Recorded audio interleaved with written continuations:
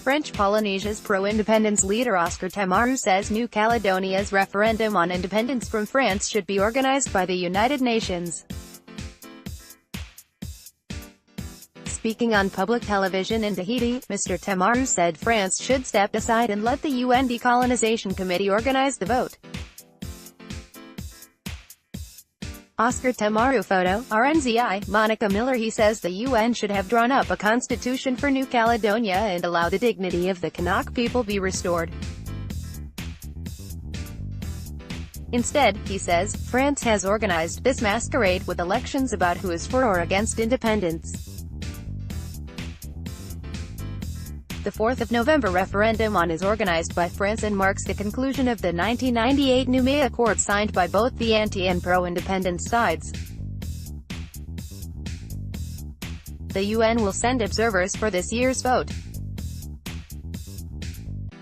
It has also provided observers who monitored the voter registration process, which has been contentious. In the interview, Mr. Temaru also said the New Caledonian pro-independence leader Jean-Marie Gbao had told him shortly after signing the 1988 Matignon Accords that he was going to denounce them. The accords were seen as the means to appease the territory after years of intermittent and growing unrest. Less than a year after Jean-Marie Gbao signed the document, he was killed by Kanak militants. Valls reaffirms referendum support. Meanwhile, France's former socialist Prime Minister Manuel Valls has praised President Emmanuel Macron for the way he handled his first visit to New Caledonia earlier this month.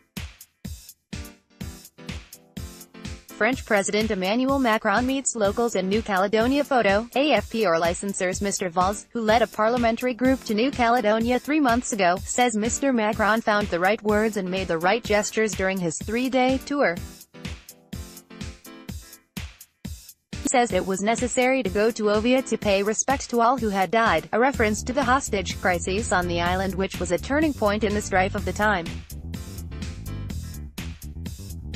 3 months ago, Mr. Valls expressed his preference for New Caledonia to vote for staying with France in the November independence referendum.